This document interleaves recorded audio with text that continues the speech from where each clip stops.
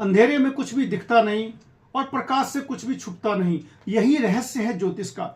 जब तक हम अंधेरे में हैं, हमें पता नहीं अपनी कुंडली के बारे में, तब तक हम अंधेरे में रहते हैं। और जो ही जान लेते हैं उसके बाद पूरा प्रकाश ही प्रकाश रहता है और दूर दूर तक नजर आने लगता है। यही रहस्य है ज्योतिष का। नमस्कार साथियों, मैं किशोर नाथ आप सबका हार्दिक अभिनंदन करता हूं। आज के वीडियो में मैं आप लोगों को बतलाने वाला हूं कुंभ राशि का 2025 का क्या क्या प्रभाव पड़ने वाला है आप लोगों के ऊपर। तो कुंभ राशि के जो भी हैं इस वीडियो को अंत तक देखें। अगर आप लोग चैनल पर नए हैं तो सब्सक्राइब भी जरूर कर लें। कुंभ राशि में इस साल जो महत्वपूर्ण गोचर, जो लंबा गोचर होता है, जो प्लेनेट ज्यादा दिनों तक आपकी राशि में रहते हैं, वो है राहु, केतु, शनि और गुरु। सबसे पहले मैं आप लोगों को बतलाने जा रहा हूं देव गुरु बृहस्पति के बारे में। देव गुरु बृहस्पति इस साल 2025 में अतिचारी गति में आने वाले हैं। अब ये अतिचारी गति क्या होती है, इसको जानना आपके लिए अत्यंत जरूरी है, क्योंकि फल प्राप्ति के लिए उसके कारणों का जानना जरूरी रहता है। अतिचारी गति का सबसे बड़ा पॉजिटिव प्रभाव जो पड़ने जा रहा है 12 राशियों में, तो सबसे अधिक अच्छा फल कुंभ राशि वालों को ही मिलने जा रहा है। कुंभ राशि वालों के लिए डबल बेनिफिट है।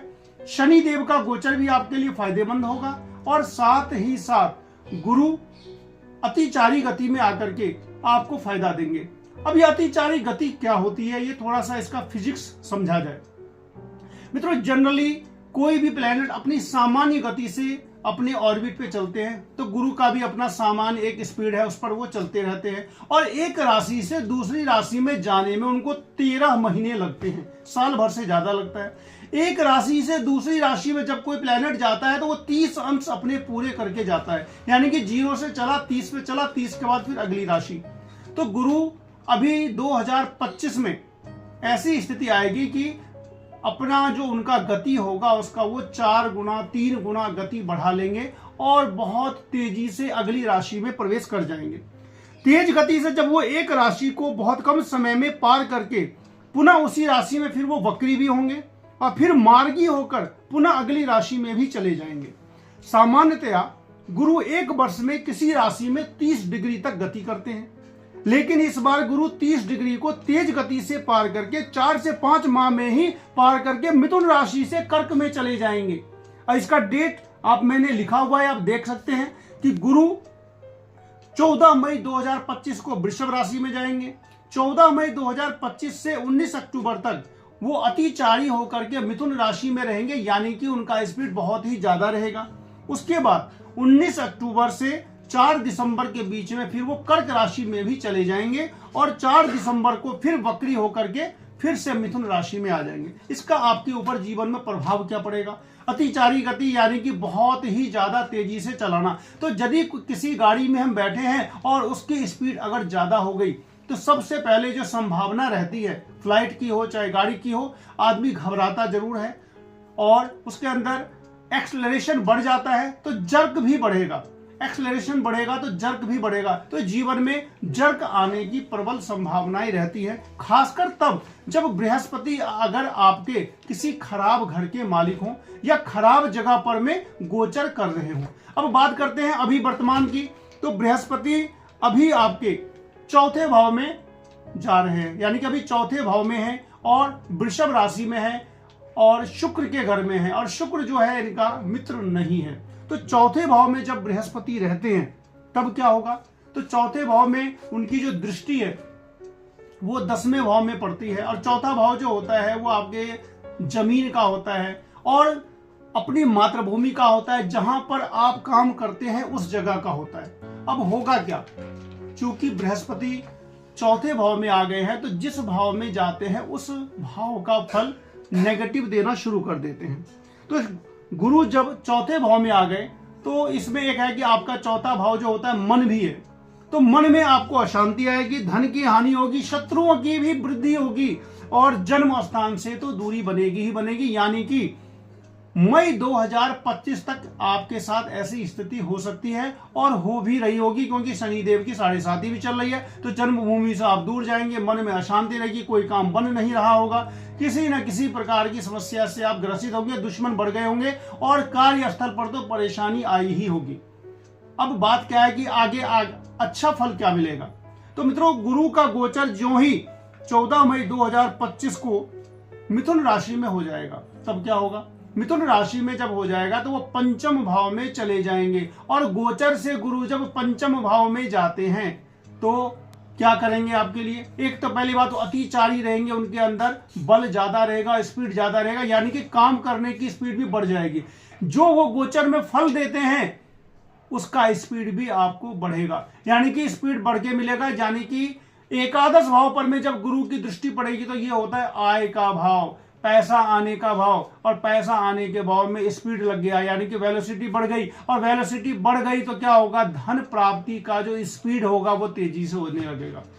एक बात तो आपको बिल्कुल मैं साइंस की तरह बता रहा हूं कि एकादश भाव में गुरु की अतिचारी दृष्टि पर जाने से, चूंकि गुरु बहुत तेज रफ्तार में है और उनका फल देने का भी जो रफ्तार होगा, अच्छा या बुरा डिपेंड करता है किसके लिए वो अच्छा फल देंगे, किसके लिए बुरा फल देंगे। तो अगर एकादश भाव पर में दृष्टि देने से धन आता है तो धन के आने की स्पीड तो बढ़ ही जाएगी। दूसरा क्या होगा, दूसरा ये होगा कि भाग्य भाव पर में गुरु की दृष्टि पड़ेगी तो भाग्योदय होगा। निश्चित रूप से 14 मई 2025 से लेकर के 19 अक्टूबर 2025 के बीच आपको किसी न किसी बड़े पद की प्राप्ति होगी, व्यवसाय में उन्नति होगी, धन का लाभ होगा और कोई बड़ा स्थिर लाभ होगा। स्थिर लाभ का होने का मतलब होता है कि कोई जमीन की प्राप्ति होगी, किसी जमीन का रजिस्ट्री आप करवा सकते हैं, किसी मकान की रजिस्ट्री आप करवाएंगे निश्चित रूप से, क्योंकि स्थिर लाभ का योग बन रहा है तो बन के ही रहेगा। और मांगलिक उत्सव भी होगा, शादी विवाह जो भी कुछ होता है मांगलिक उत्सव में बहुत सारी चीजें आती हैं। तो पंचम भाव में जब गोचर में बृहस्पति जाएंगे तो मांगलिक उत्सव तो करवाएंगे ही। हो सकता है जिनकी शादी नहीं हो रही थी उनकी अपनी शादी होगी, घर में मांगलिक उत्सव होंगे, यानी कि बृहस्पति अभी आपको बहुत ही ज्यादा शुभ फल देने वाले हैं। कुछ दिनों के लिए वो उच्च भी होंगे, छठे भाव में जाएंगे उच्च होकर के, लेकिन छठे भाव में वो कुछ ही दिनों के लिए रहेंगे और उसके बाद फिर पुनः वो चले जाएंगे अपनी पिछली वाली राशि में। तो इस तरीके से गुरु एक साल के अंदर तीन राशियों में भ्रमण करेंगे, जिसका सबसे बड़ा फायदा कुंभ राशि वालों को मिलने वाला है। डेट आप नोट कर लें, 14 मई 2025 से लेकर 19 अक्टूबर 2025 के बीच में। कर्म करते रहना है, कर्म के बगैर कोई काम बनता नहीं है। तो कर्म जब आप करेंगे तो उसका फल आपको ज्यादा तेजी से निश्चित रूप से मिलेगा। इधर बात करते हैं राहु और शनि की।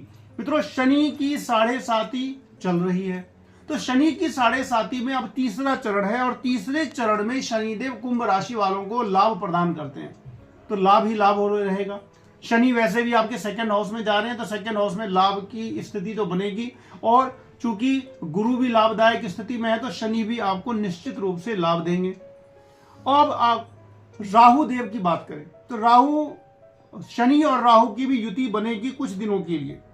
शनि और राहु दोनों मिलकर के 30 मार्च 2025 से लेकर 18 मई 2025 तक शनि और राहु की युति रहेगी आपके लग्न में। तो इसमें थोड़ा बहुत मैरिड लाइफ में परेशानी आ सकती है। तो मैरिड लाइफ में परेशानी हम पहले से अगर जान जाते हैं तो क्या होता है कि ज्योतिष का एक सर्वमान्य नियम है, अगर हमने अरिष्टों को पहले ही जान लिया तो वो अरिष्ट पहले ही 50% वैसे ही कम हो जाता है, क्योंकि देखा गया है कि जो भी कोई अरिष्ट होता है आदमी को पता ही नहीं रहता।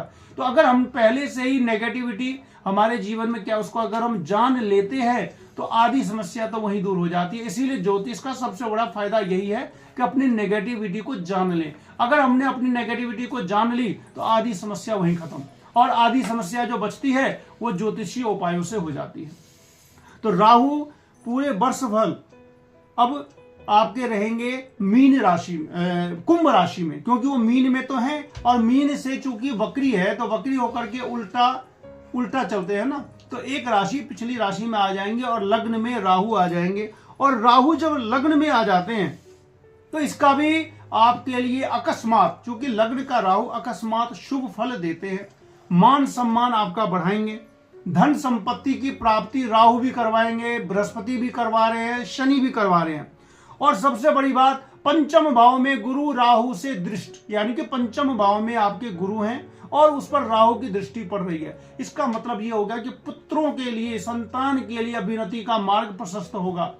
संतान के लिए आपके लिए बहुत अच्छी स्थिति होगी। संतान का अभ्युन्नति होगा, किसी भी मामले में अभ्युन्नति हो सकता है, पास कर जाए, कोई रिजल्ट आ जाए, किसी का जॉब लग जाए, किसी भी प्रकार का जो भी जिस परिस्थिति में आपके बच्चे हैं उस परिस्थिति में कुछ न कुछ आपके लिए अच्छा होगा। केतु क्या करवाएंगे 7th हाउस में जाकर के, ये भी व्यापार में लाभ करवाएंगे। तो व्यापार में केतु लाभ करवाएंगे। इस तरीके से नेगेटिविटी अगर मैं देखूं तो कुछ दिनों के लिए शनि राहु की लग्न में है और 7.5 का प्रभाव तो पड़ता है। 7.5 का प्रभाव उन लोगों को ज्यादा पड़ता है जिन लोगों का शनि जन्मकालीन खराब हो, और बृहस्पति का अतिचारी का जो प्रभाव है शुभ फल उन लोगों को ज्यादा से ज्यादा मिलेगा जिनका गुरु अच्छा है। और अगर गुरु कमजोर है जन्मकालीन तो हो सकता है कि प्रभाव कम पड़े, लेकिन जो मैंने बतलाया उसका प्रभाव पड़ेगा जरूर।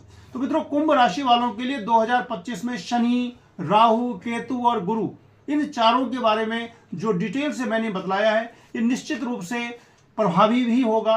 और 2025 में 14 मई के बाद, 14 मई 2025 से लेकर 19 अक्टूबर 2025 के बीच में जिस किसी का बृहस्पति का अगर अंतरदशा है या बृहस्पति का प्रत्यांतर है तो निश्चित रूप से आप लोग बहुत ऊंचाई पर जाएंगे, क्योंकि उस समय में बृहस्पति आपको बहुत ही ज्यादा शुभ फल देंगे।